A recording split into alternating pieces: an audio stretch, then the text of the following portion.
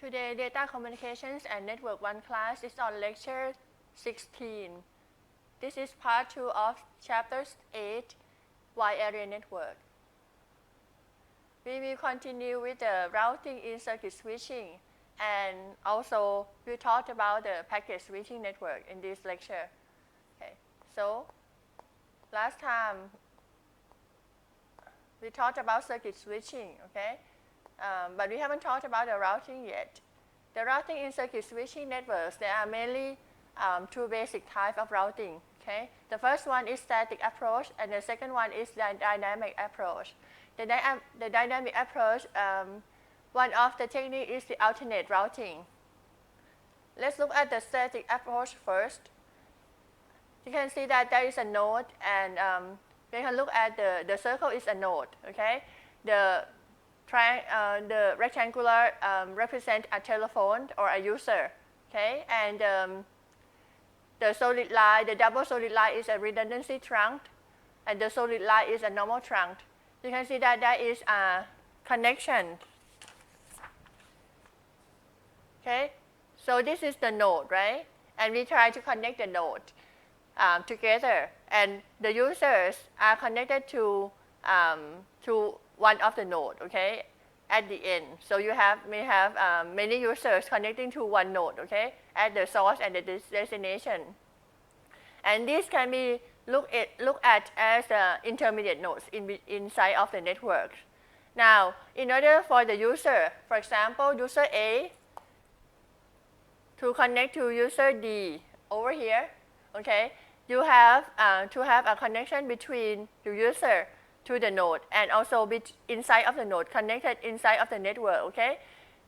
To get to the node that is connected to user D. And so usually we have this link. This is a link that are connected.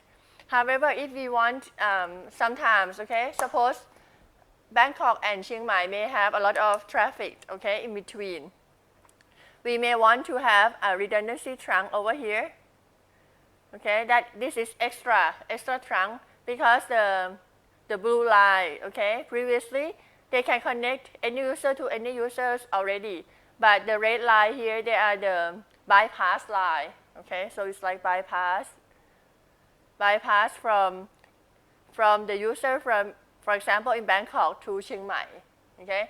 This is also another redundancy trunk, and you can look at it as a bypass to go to here, okay, to make it shorter distance. So this is static approach.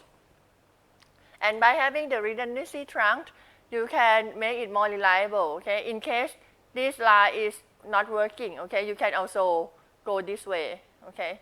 If this line is not working, you have other way to go to reach the user at the other destination.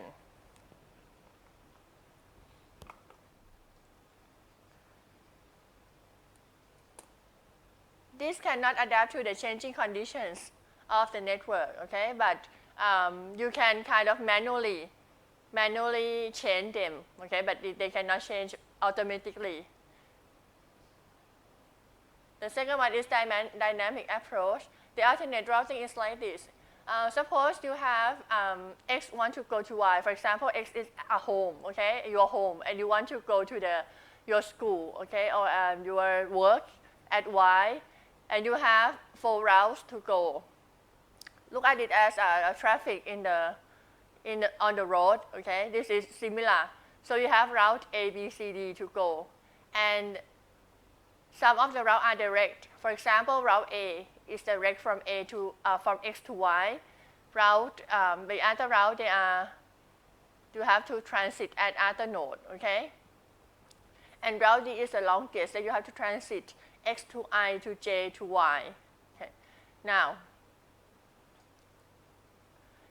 if you come, okay, to Ksesat University, you may know that, okay, you may have many routes to come.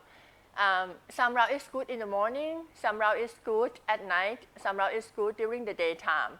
Okay, so some route you may have to go, further, but it may arrive faster. Okay, so you have the end station X and Y, and this is the intermediate switching node, okay, the IJK. So you can have a routing table like this, okay? That in the morning, you will try first route is route A. And if it's congested, okay, for example, if you listen to the radio and it tell you about the traffic, okay, and there may be a congestion due to the accident on route A, for example, okay, then you will select route B as a second route. If A and B cannot be used, then you are very congested, then you try route C as a third route, and then the last route is route D, okay? But in the afternoon, you try A first. If it's not working, you try D, and then B, and then C. But in the evening, it's different sequence. In the weekend, it's also different sequence. In all of these, the first route at all time, okay, the first route is a route that is direct route, okay, A, which is X to Y, okay? But if it's congested, you will select the second route, which can be different. So the traffic that you send in the network is the same, okay? You may try the charted route first, right, route A, but if it's not working or it's too many traffic there, then you try route B, route C, route D, or maybe if it's already been used, okay, by the other user, okay, in the circuit switching.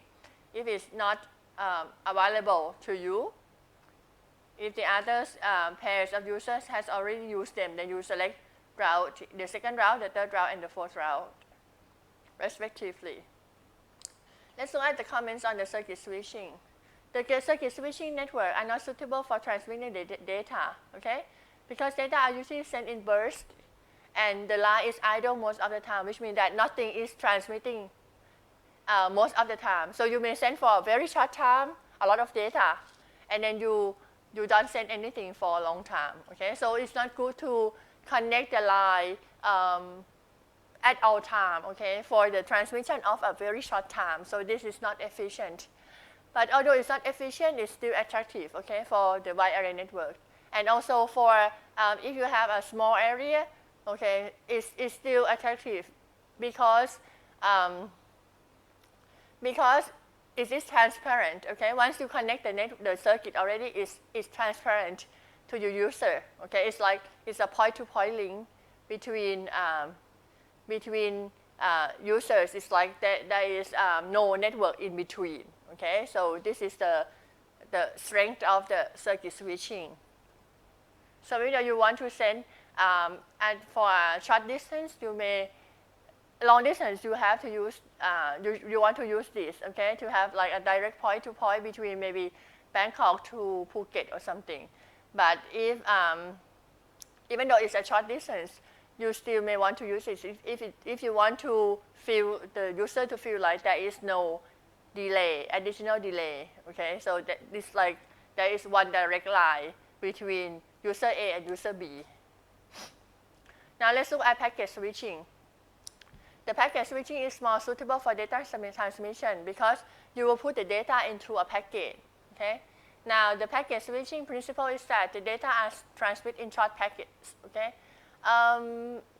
Right now it's maybe bigger than this, okay? Because if you send with a faster data rate, okay, you can put a bigger packet here or longer packet here, and you can have variables or fixed size packet, okay? Now the long message, you want to send a long message, okay? You will divide it into packets, so into many packets, and each packet will contain routing and control information so that you can go from the source to the destination correctly. Let's look at if you have a packet switching network here, okay? At the source, you have application data, so you divided the application data of the packet into a smaller packet, okay? And you put the control information at the header of the packet, okay? So the gray line here is the gray box here is the control information, okay? And the light and the white box are the data from the application data. Then you transmit through the packet switching, okay? At the receiver, you will receive the packet and you will take the header out. You will read the control information, okay? And then you will take the header out and then you will combine the data from many packets together into the application data. At each of the intermediate node in a route, okay, a packet is received, stored briefly, and passed on to the next node. And therefore, there is a delay. Okay, for example, if you send from A, okay, to node 4, node 5, and node 6, okay, and then to station E, so you can see that there's delay. There can be delay at node 4, node 5, and node 6. Okay, this is due to the nature of the packet switching network that you have to, like node number 4 receive it, have to read which way to go, okay, read the address of the destination and send to the correct route that, oh, okay, I want to send to node 5, something like that. So it have to have a processing time. And if they have a lot of packet coming in, they have to be queue up, okay, so there will be also delay there. The advantage of the packet switching over circuit switching is that you have a greater line efficiency, okay? So you have many packets from different users. You can use the same link, okay? That you can send a packet from user A and then continue by followed by packet from user B, followed by packet from user C. So you can have them next to each other. So you can send like this, okay? Even though they come from different users, okay? So because of this, it means that the link is not dedicated to a pair of users. Okay, so many users can share the same link, and that's make it more efficient. Okay, and if you have two users with different data rates, suppose this one is fast, but this one is slower. Okay, the red one is slower. You can still send in the same link. Okay.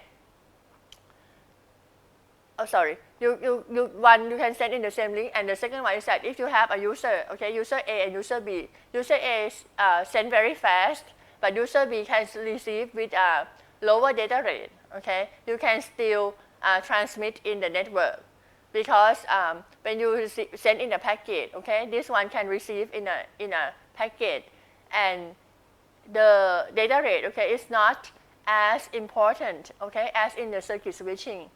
Because if you have a circuit switching, you have a direct link between them, right?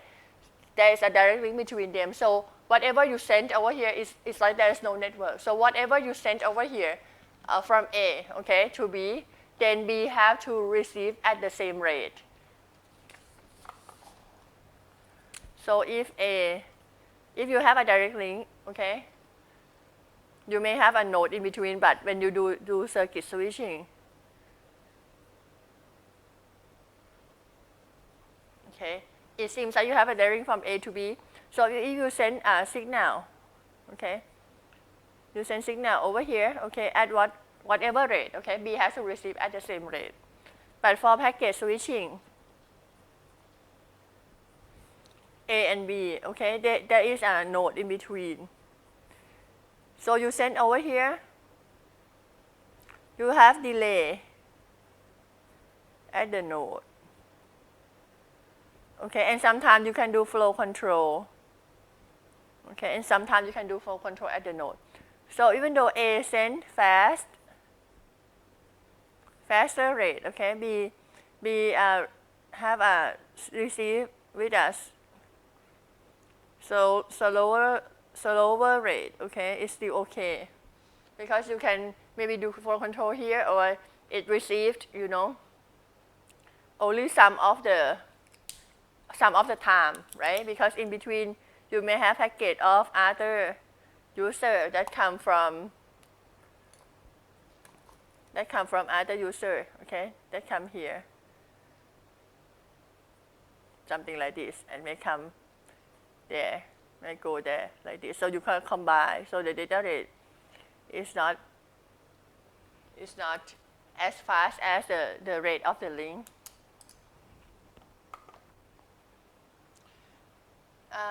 There are two approaches of packet switching network. The first one is virtual circuit. The second one is datagram. Okay. What is a virtual circuit? The virtual circuit is similar to the circuit switching in that they have three phases. Okay. You have to transfer. You have to set up the data before you transfer. okay, and then you have to end the connection. So you have send up connection, transfer the data, and end the connection. And in this case, all packets follow the same path, okay? So you have to set up the path first, from node 1 to node 6 to node 5, something like this.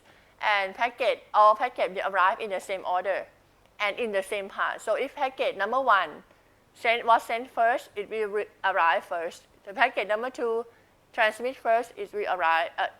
Packet number 1 transmit first, and then packet number 2 transmit later. It will arrive in order. Look at this. If this one come out before, and this is the second packet, okay? And it will arrive. This is number 1, this is number 2, okay? It will follow the same route. All packets follow the same route, and the first packet will arrive first, and the second packet will arrive next, okay?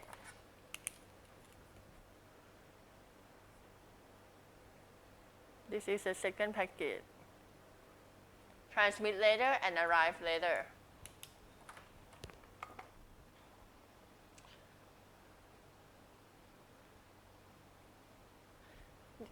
Some features of virtual circuit switching is different from virtual circuit switching, okay? Because virtual circuit switching is a kind of packet switching, okay? The difference between the virtual circuit and the circuit switching is that there is no dedicated circuit between two users, okay? And you use logic channel numbers to distinguish between different users. So for example, you have a switching node, okay? In the middle here, you have a packet, okay, from many users coming in from line X. Suppose the middle one have logic channel number 7, so it's kind of, if you have different logic channel numbers, it means that you come from different users, okay?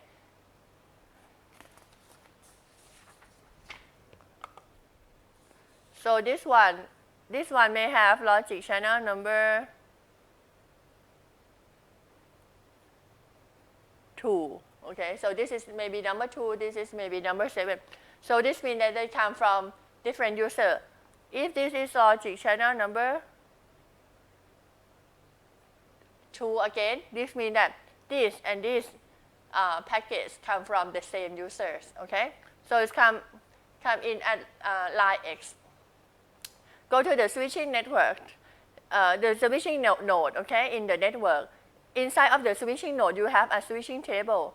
The switching table will tell you which output line to send out, okay? So you say, okay, if you come in from line X with the logic channel number 7, okay, you have to send out to line A. So go out to line A. And with logic channel number 9, okay, so you change from number 7 to number 9, okay? So this is how you make a routing, okay, based on the switching table.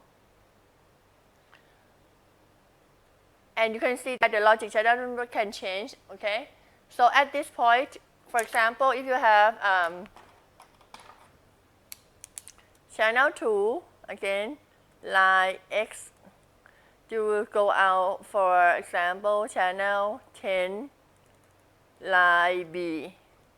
Suppose I have line B here. So this one will go this way. Okay, and with the logic channel number 10, okay, based on the switching table like this.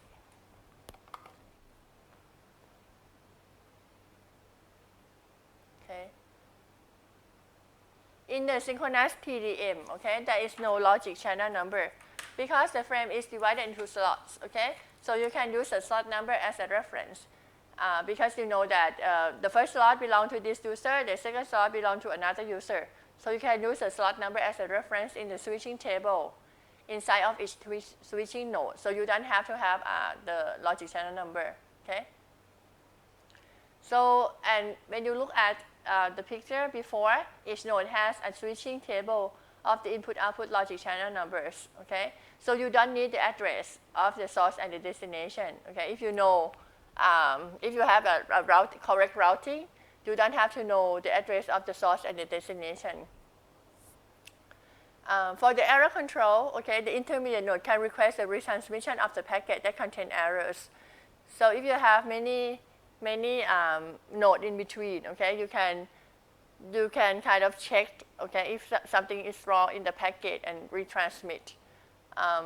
But nowadays, okay, because we are sending very fast and the channel is much better than before, usually we don't do the retransmission at the node, okay? Usually we done it at end-to-end error control, not at between the node inside of the network. So we do error control between the end users, okay? Now the packet will transit the network more rapidly than the datagram approach. We haven't talked about the datagram. However, I will tell you a little bit now. The datagram is that what we're sending is that we don't have the logic channel number. Okay, we will put the address of the source and the destination on the packet. So that for the datagram, the node have to be smarter than the node of the virtual circuit network. Okay, because you have to calculate which way to go. Okay, so in this case.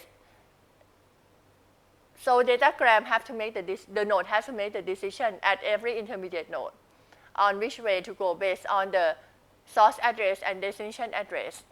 However, for the virtual circuit, okay, you just look up the table, the intermediate node inside of the network, okay, they will just look up the table. They don't have to make the decision. So it is done much faster. The processing time is much faster for virtual circuit than the datagram.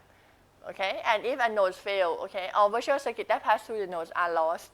Okay, so you cannot go in that users anymore. Okay, so it's less reliable than datagram. However, you can, if it's failed, then you can kind of have a monitor,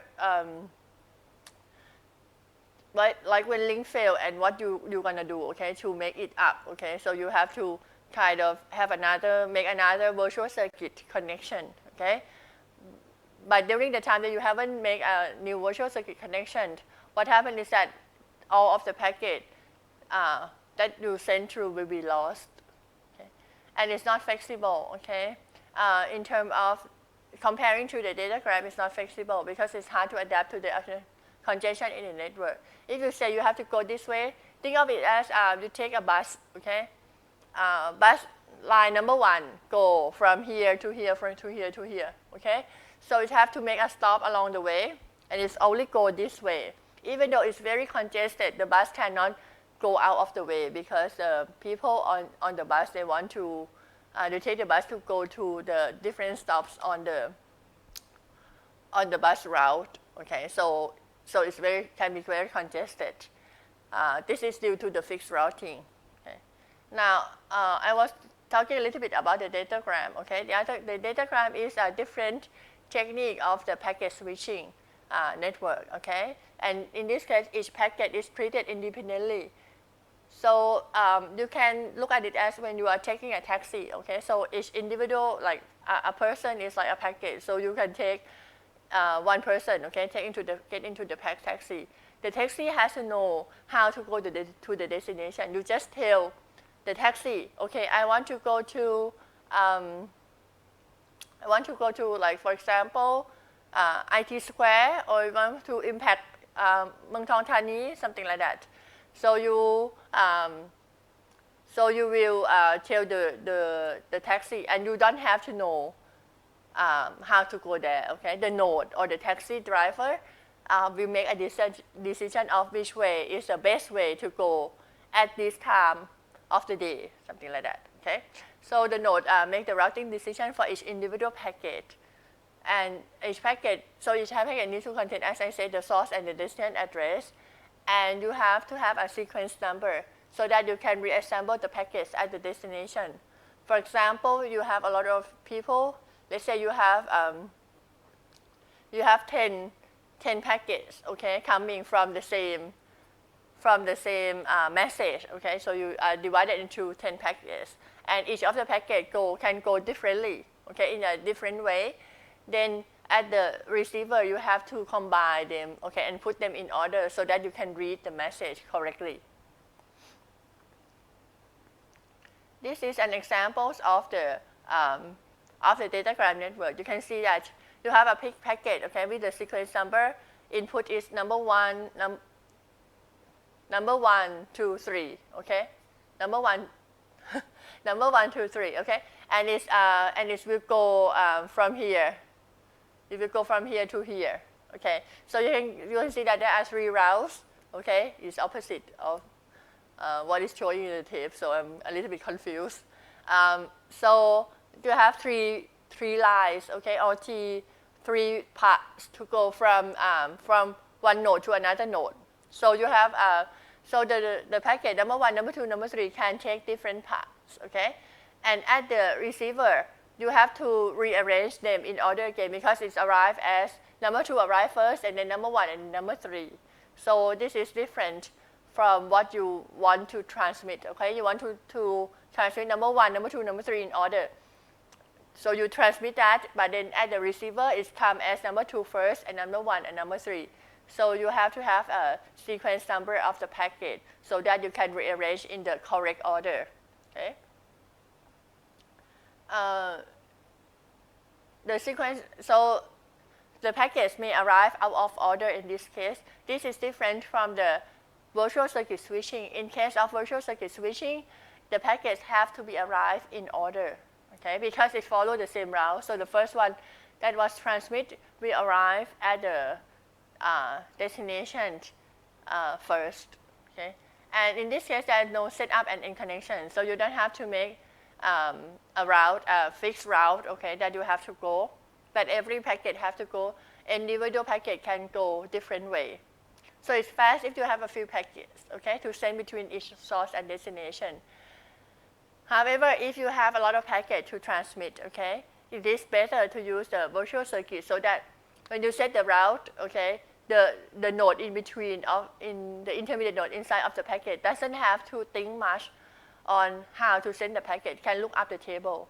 So the transmission will be fast, even though you have a delay at the setup and end connection, but the data transfer will be faster than the datagram, okay.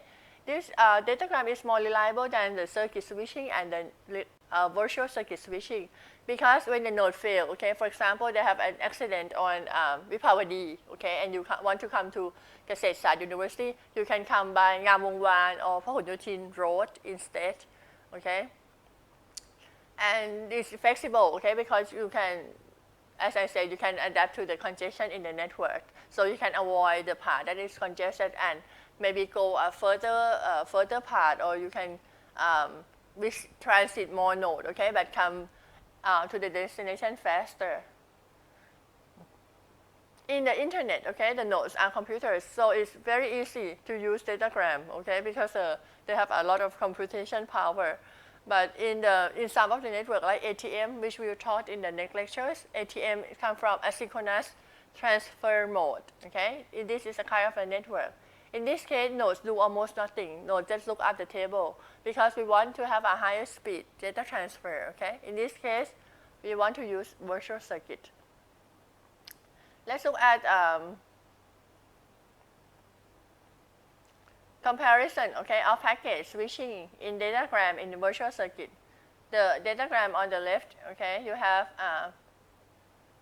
packet 1, 2, 3 coming, okay, and then at picture B, okay, is 1 and 2, okay, pass through the first node, okay.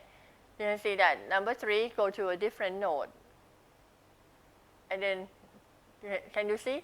So number 1 you follow one path, number 3 follow another path, okay. Number 1 and number 2 come together. Now number 3 go to a different path, so it can arrive faster, okay. So number 1 arrive faster at the last node that is connected to the destination. However, the last node will rearrange, okay, the order into 1, 2, 3 again, okay, and send to the destination.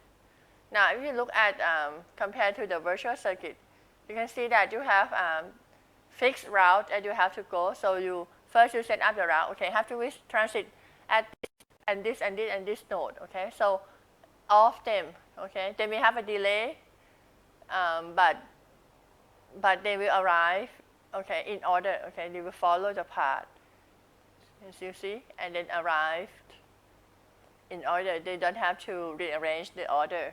Okay. Now let's look at the effect of the packet size on the transmission time, okay. If we assume a fixed header size and that the node can send the packet out immediately after it has received the whole packet, okay. Usually you have some delay in the processing, but let's say you can send the packet out immediately, okay, as a simple scenario, okay. There are two cases. The first one is that if the packet size is too long, what happened? And if the second is the packet size is too short, okay, what happened?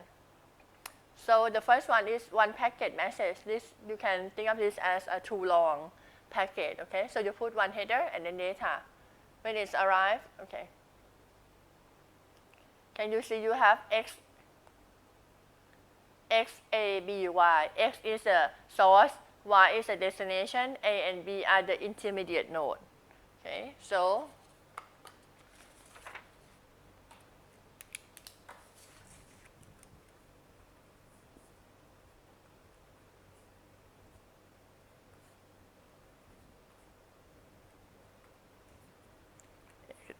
this is the source, this is the destination. A and B are the intermediate.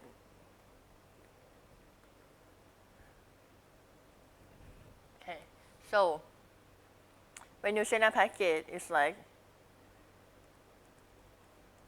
okay, when it reaches this one already, it will send out.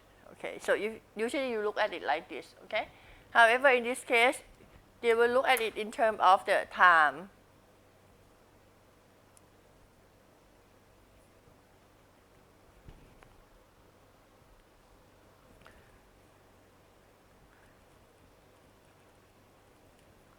So we will not look at it this way, we will look at it this way. It's like you send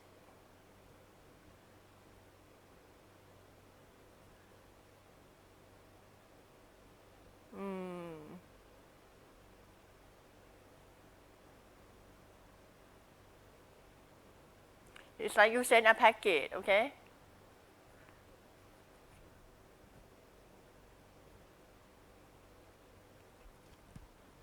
Okay. In this case, they assume that there is no delay here. Okay, there is no delay here. So usually, okay, so usually when you transmit, okay, you send a frame. You have a delay, transmission delay, okay, to get to the node A, right? In this case, they assume that when you send, okay, you receive immediately.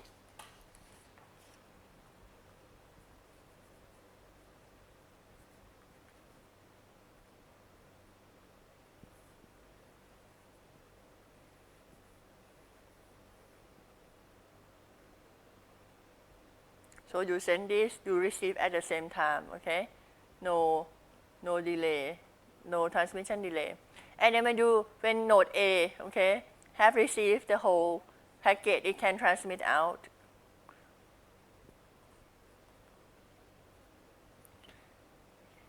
And again, no delay here. When B have received the whole packet, it can transmit out like this. And no delay here, okay? So if you kind of look at this like the same, the same, like the same packet, okay? It will be similar to what is shown here.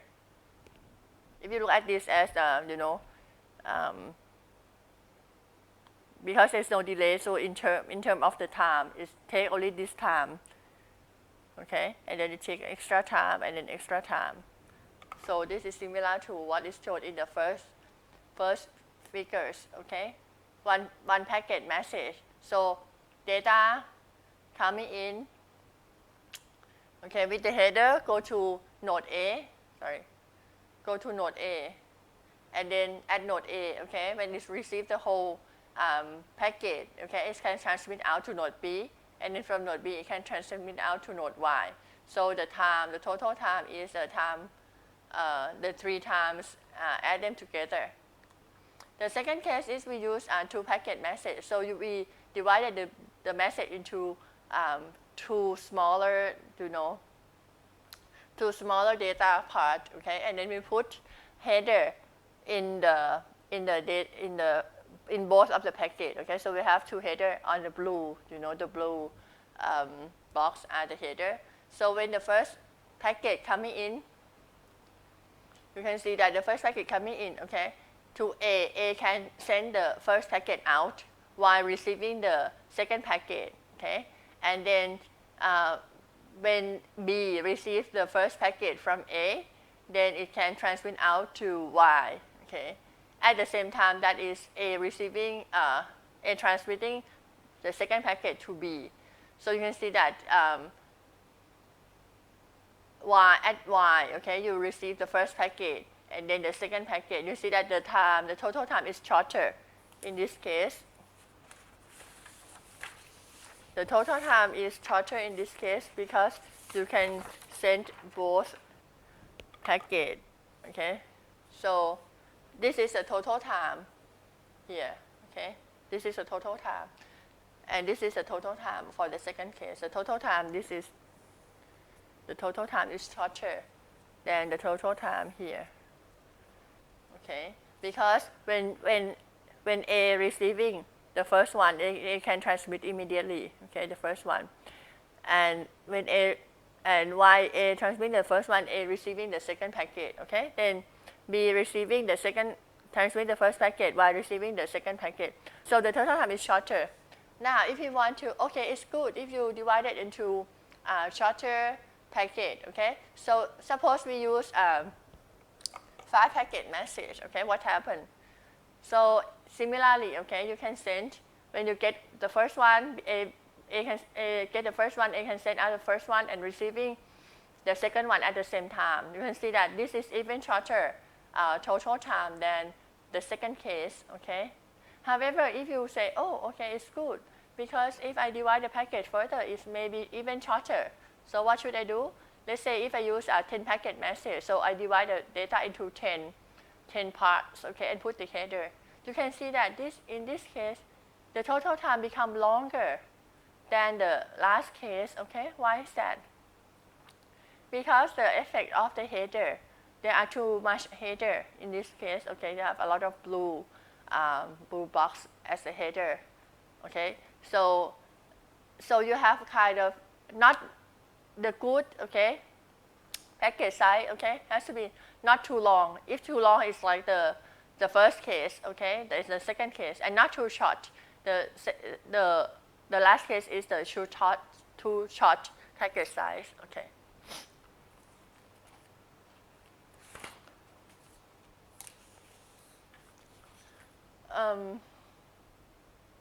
The too long is because if the packet is too long, it will take too long, transmission delay time, okay. If it's too short, you will have too much overheads, okay, compared to the data size. Now, let's look at the timing comparison, okay, of the circuit, virtual circuit switching and the datagram, okay. For both the circuit and the virtual circuit switching, you need to set up connections, data transfer, and end connections, okay. So we will do call request packet, okay, and call accept packets. If you look at this, you have call request signal coming. Sorry.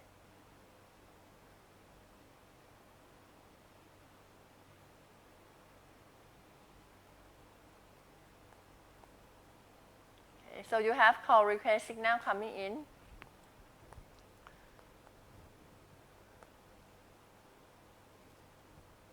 Just a minute. Okay. Okay. You have call request signal coming in, okay? Again, this is a node. There are 4 nodes, node 1, 2, 3, 4, and there are links in between, similar to the X and A, B, Y, as we have looked at before. So call request signal coming in. it have to have in this case they are more realistic, okay? They have propagation delay, so it's not a constant, okay? It's not received at the same time. The vertical axis, okay, or the y-axis, this is the timeline, okay? So it's sent from node 1 to node 2. It has some propagation delay, okay? And it has to have a processing delay at the node, okay? So at node 2, it has processing delay here, okay? And then it's sent to at first it's a network, okay? It doesn't set up the circuit switching. This is not done with the call setup, okay? So it have a processing delay at every node. So it's go to the node number 3, and again it has the processing delay and the propagation delay. And when it's arrived at the destination at node number 4, okay, if the node number 4 accepts the call, it will send call setup signal. You see that there is a delay, propagation delay, okay, at every time that you are transmitting, and processing delay too. But after you received the destination received the call request, okay, signal, and want to accept the call. Now when it's sent back, okay, it's already connecting with transparent, okay, and then when it become transparent, it become point-to-point link between node 1 to node 4. So you can see that there is no processing delay at all at the node in between, okay? We just send directly from node 4 to node 1. It's like there is a point-to-point link between them. So it's just only propagation delay. Then you transmit the user data signal, okay? So again, there's a delay, propagation delay, but there is no delay, processing delay at the node, because you transmit as there is only a direct link between them. And then you can send acknowledgement signal. And at the end, you can disconnect, okay, if you want. So that is circuit switching. Now let's look at the virtual circuit switching. In this case, you also have to send call request, okay, but you will send call request packet, okay. This is always a packet because it's a packet switching network. And when you send to node number 2, again, this is node number 1, 2, 3, 4, which are at different points in the space. They are at different place, okay, and they're connected with the link. So they always have propagation delay and the processing delay at the node. At the receiver, okay, when node number 4 want to accept the call request, it can send call setup packet. Again, this is still a packet, so it's always have a processing delay at the node, okay? It's not the same as a circuit switching that will go straight to the source, okay? This one, there's always delay, processing delay. And when you send the packet, okay, this is more realistic because you see that there's propagation delay, okay? It's not a constant, it's going to be the line, okay, to show from A to B that is different time, okay, because the vertical line is the time axis, okay. So packet number 1 getting in, okay, and have processing delay, send out packet number 1 from node number 2 to number 3, and then processing delay send out for node number 3 to number 4. So you send the packet like this, okay, and you can also have acknowledgement. You can see that in this case, the circuit switching is faster than the virtual circuit switching, okay. However, the circuit switching, when you are not sending anything, you cannot allow the other user to use the line, okay. So the virtual circuit is more efficient. Now, if you compare at the datagram is very simple. You don't have to do call setup, call disconnect, okay. So you just send the packet directly, but the delay time at the node will be more, okay. Processing time at the node will be more than the virtual circuit switching, okay. So this is datagram. So if you send only a few packets, you can just send them immediately. This table compare the 3 switching techniques characteristic, okay. The first one is a dedicated transmission path. The whether it has a dedicated transmission path or not. For circuit switching, there's dedicated path, which means that when a pair of users use this path, no one else can use them. But for the packet switching, both packet switching, there is no dedicated path. Okay. The second one is the continuous transmission of data. Circuit switching, you send the signal continuously, but for the packet switching, you have to transmit packets. Okay, so they have the delay. They have pause in between.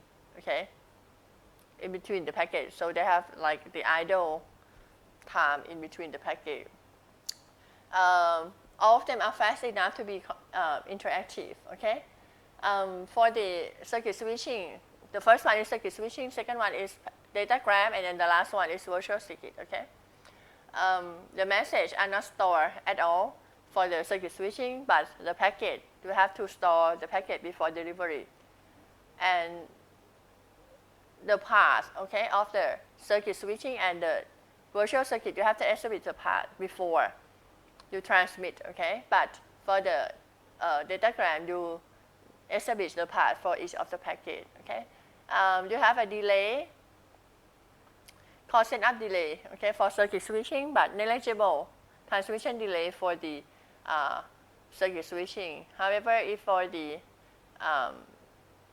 the virtual circuit, you have to have delay for call setup and also packet transmission delay. For datagram, you only have packet transmission delay. Okay.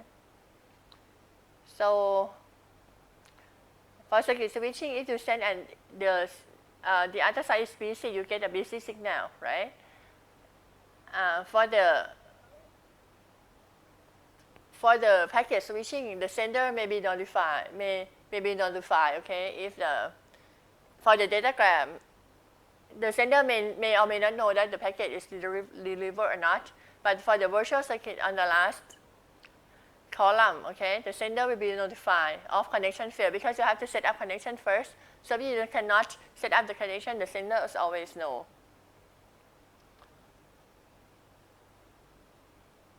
If you have a lot of data coming in, okay, if it's overloaded, the circuit, for circuit switching network, it may block the call setup. So you cannot make another call, okay. If it's already full, okay, the connection is full, then the other user cannot make another call. It's become busy line.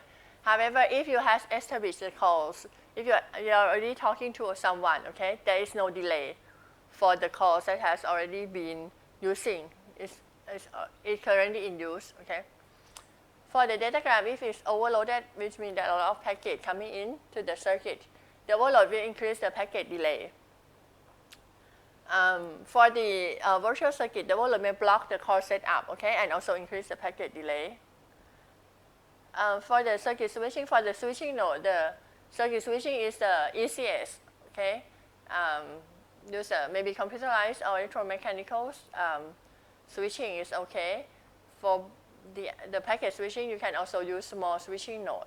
Okay. For the reliable communications, okay, if there is message loss, the user is responsible for the message loss protection, which means that if you don't hear someone is talking, okay, you don't hear what he say, you cannot understand, and you can ask for them to retransmit, okay. For the datagram, the network may or may not be responsible for the packets, okay. Again, with the virtual circuit, it's the same with the virtual circuit.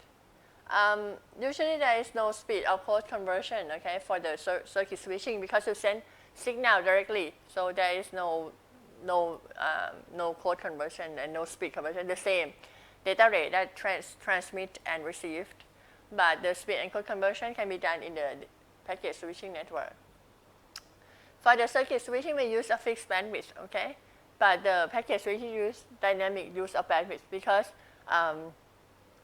fixed bandwidth means that because you fix that bandwidth and you don't allow the others to use them, okay, if there is a connection.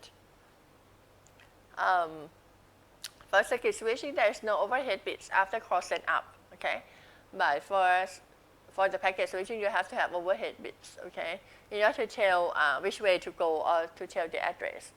And that's the end of part 2 of wide array network.